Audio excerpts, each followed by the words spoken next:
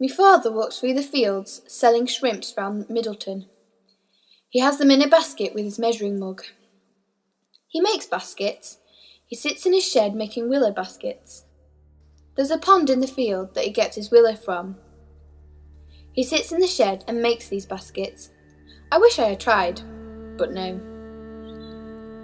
In the winter, he goes shooting birds. He's a very good shooter.